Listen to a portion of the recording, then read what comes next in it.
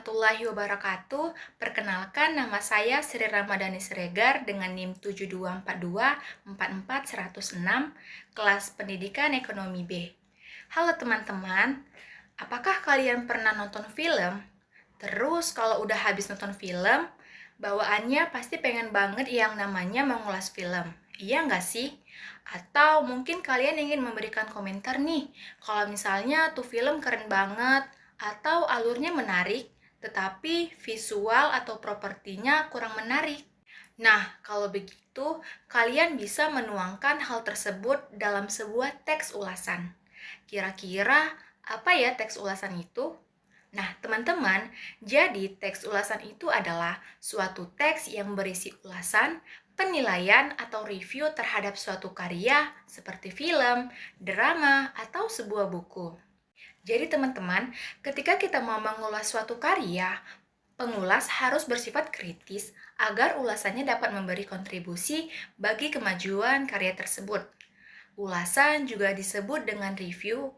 Ulasan juga pada umumnya ditulis dalam sebuah bentuk artikel. Teman-teman, sehingga teks ulasan juga dapat disebut artikel ulasan. Ulasan yang akan dibuat isiannya bukan hanya suatu pujian terhadap suatu karya, tapi juga harus berikan kritik terhadap karya tersebut. Sesuai definisinya, tujuan teks ulasan yaitu menunjukkan pandangan atau penilaian penulis resensi terhadap suatu karya, memberikan informasi kepada publish tentang kelayakan yang dimiliki suatu karya, serta memberikan pertimbangan pada pembaca apakah suatu karya tersebut pantas untuk dinikmati atau tidak. Sama seperti teks lainnya, teks ulasan juga mempunyai struktur loh. Dari teks ulasan terdiri dari identitas, orientasi, tafsiran isi, evaluasi, dan juga rangkuman. Dari kelima struktur tersebut, saya akan membahas satu persatu. Struktur yang pertama adalah identitas. Jika berupa buku, bagian ini mencakup judul, nama pengarang, penerbit, tahun terbit, tebal halaman, urutan cetakan, dan ISBN. Jika berupa lagu, bagian ini mencakup judul, nama penyanyi, pengarang, tahun rilis, dan nama rumah tahun produksi. Selanjutnya, struktur yang kedua ialah orientasi.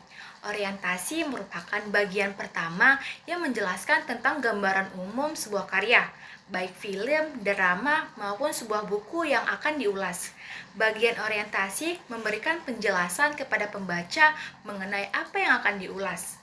Misalnya, jika kamu mau mengulas film, berarti di bagian orientasi ini, kalian jelasin nih gambaran film itu gimana. Terus, film ini dapat penghargaan apa aja, dan lain sebagainya. Selanjutnya, yang ketiga ada struktur tafsiran. Tafsiran merupakan bagian yang berisi penjelasan detail mengenai sebuah karya yang diulas. Misalnya berisi tentang bagian-bagian suatu karya, keunikan unggulan, ataupun kualitasnya. Selanjutnya ada struktur evaluasi.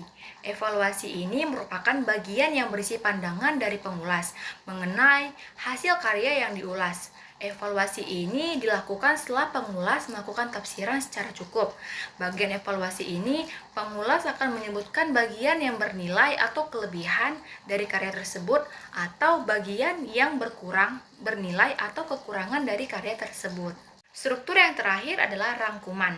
Nah, pada bagian ini merupakan bagian yang berisikan kesimpulan dari ulasan terhadap karya. Jadi teman-teman, bagian ini hanya memberikan simpulan saja tanpa ada tambahan komentar lain. Karena komentar-komentar terhadap suatu karya itu sudah disampaikan di bagian laporan sebelumnya. Jadi intinya teks ulasan ini bukan hanya menceritakan isi karya, tetapi juga memberikan penilaian yang bermanfaat. Dengan memahami struktur teks ulasan, kita lebih kritis dan objektif dalam menanggapi suatu karya. Dengan demikian, penjelasan saya mengenai teks ulasan, saya ucapkan terima kasih. Wassalamualaikum warahmatullahi wabarakatuh.